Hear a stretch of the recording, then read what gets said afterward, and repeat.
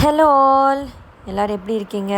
இந்த cooks life புக்கில் இன்றைக்கி நம்ம என்ன பார்க்க போகிறோன்னா வெண்டைக்காய் புளிசா குழம்பு தான் பார்க்க போகிறோம். வெண்டைக்காய் என்னோடய சேனலை உங்களுக்கு ரொம்ப பிடிச்சதுன்னா சப்ஸ்கிரைப் பண்ணிக்கோங்க, பக்கத்தில் இருக்க பெல் ஐக்கானை கிளிக் பண்ணிக்கோங்க. அப்போ தான் நான் போடுற ரெசிபீஸ் எல்லாமே உங்களுக்கு நோட்டிஃபிகேஷனாக வரும். வாங்க இன்றைக்கி இன்க்ரீடியன்ஸ் எல்லாம் என்னென்னு பார்ப்போம். வெண்டைக்காய் 250 கிராம்ஸ், கருவேப்பிலை, வெங்காயம் 250 கிராம்ஸ், பூண்டு ஒரு கட்டி, ஒரு பச்சை மிளகாய், கொஞ்சமாக கொத்தமல்லி தழை.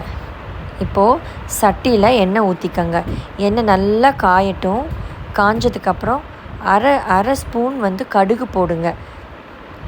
கடுகு நல்லா வெடிக்கட்டும். கடுகு இப்போ நல்லா பொரிஞ்சிருச்சு. கொஞ்சமாக ஒரு அரை ஸ்பூன் அதே அளவுக்கு கொஞ்சமாக சீரகம் போட்டுக்கோங்க. சீரகமும் நல்லா பொரியணும்.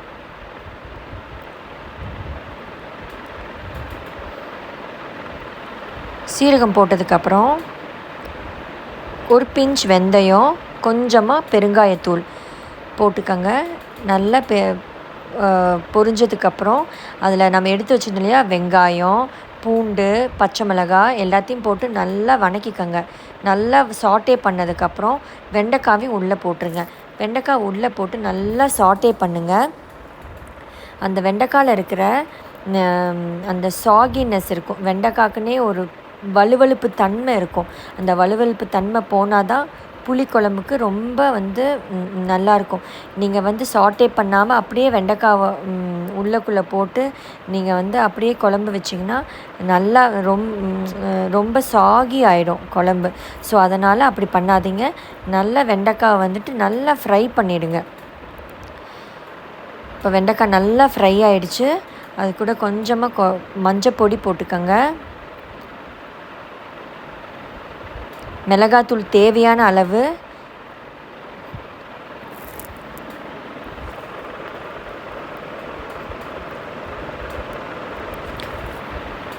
மல்லித்தூள் 3 ஸ்பூன் மல்லித்தூள் போடணும். இப்போ இந்த அளவெல்லாம் 3 பேத்துக்கு தகுந்த மாதிரி இந்த அளவு சொல்கிறேன் நான். அப்புறம் என்ன பண்ணுன்னா ஒரு 2 ஸ்பூன் ஜீரகப்பொடி போட்டு நல்லா ஃப்ரை பண்ணிக்கோங்க. அந்த பொடியில் இருக்கிற ரா ஸ்மெல் எல்லாமே நல்லா போகணும். அடுப்பை சிம்மில் வச்சுக்கோங்க. பொடியெல்லாம் போட்டதுக்கப்புறம் நீங்கள் மண் சட்டியாக இருக்கிறதுனால அடி பிடிச்சிரும். ஸோ அதனால் அடுப்பை சிம்மரில் வச்சு நல்லா சாட்டே பண்ணிக்கோங்க வெண்டைக்காவை. இப்போ பார்த்தீங்களா, நல்லா வெண்டைக்காய் சாட்டே ஆகிடுச்சு. ஒரு 3 தக்காளி எடுத்துக்கோங்க. 3 தக்காளியை நல்லா கிரைண்ட் பண்ணி பேஸ்ட் ஆக்கி இப்போ வெண்டைக்காய் கூட ஆட் பண்ணிக்கோங்க. வெண்டைக்காய் கூட ஆட் பண்ணி நல்லா சாட்டே பண்ணிக்கோங்க. சாட்டே பண்ணதுக்கப்புறம் ஒரு லெமன் சைஸ் அளவுக்கு புளி எடுத்து கரைச்சி நல்லா வெண்டைக்காய் குழம்புக்குள்ளே ஊற்றிக்கோங்க. ஊற்றுனதுக்கப்புறம் அந்த நல்லா சாட்டே பண்ணி விடுங்க. அந்த வெண்டைக்காயில் அந்த புளியில் இருக்க ரா ஸ்மெல்லு, தக்காளியில் இருக்க ரா ஸ்மெல் எல்லாமே போகணும். ஸோ அதுக்காக நல்லா கொதிக்கிறதுக்கு டைம் கொடுங்க. இப்போ பாருங்கள், பபிள்ஸ் மாதிரி வருதா? பபிள்ஸ் மாதிரி வந்ததுக்கப்புறம் ஒரு கிளாஸ் தண்ணி ஊற்றிக்கோங்க. ஏன்னா பச்சை வாசனை எல்லாம் போகணும் இல்லையா?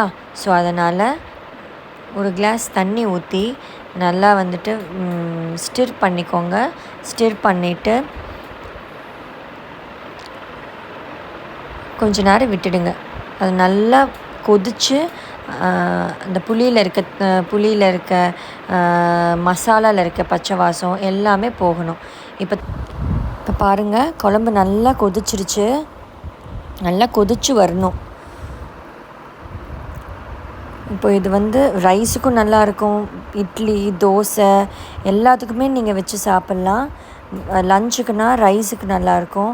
டின்னர்னால் இட்லி, தோசைக்கு எல்லாமே ரொம்ப நல்லாயிருக்கும். ட்ரை பண்ணி பாருங்கள். இப்போ பாருங்கள், குழம்பு நல்லா கொதிக்கணும். நல்லா கொதிச்சாதான் அந்த புளியில் இருக்கிற ரா ஸ்மெல் எல்லாமே போகும். நல்லா குழம்பு கொதிச்சிருச்சு. இப்போ கொதித்ததுக்கப்புறம் ஒரு அரை மூடி தேங்காவை எடுத்து நல்லா பேஸ்ட் பண்ணி ஆட் பண்ணிக்கோங்க. அது கூட கொஞ்சமாக ஒரு கிளாஸ் தண்ணி வந்து ஆட் பண்ணிக்கோங்க. ஏன்னா தேங்காய் பேஸ்ட் வந்து ரொம்ப கெட்டியாக இருக்கும். தேங்காய் பேஸ்ட் வேண்டாம், நல்லா உங்களுக்கு பிடிக்காது அப்படின்னு சொன்னால் தேங்காய் பால் கூட ஊற்றிக்கலாம். ஒரு தேங்காய் பாலை வந்துட்டு ஒரு அரை மூடி தேங்காய் பால் எடுத்து நீங்கள் ஆட் பண்ணிக்கலாம். ஆட் பண்ணி இந்த தேங்காயில் உள்ள ரா ஸ்மெல் போகிற வரைக்கும் நீங்கள் விட்டுருங்க. இப்போ பாருங்கள் நல்லா கொதிச்சிருச்சு. இப்போ வெண்டைக்காய் புளிக்குழம்பு ரெடி.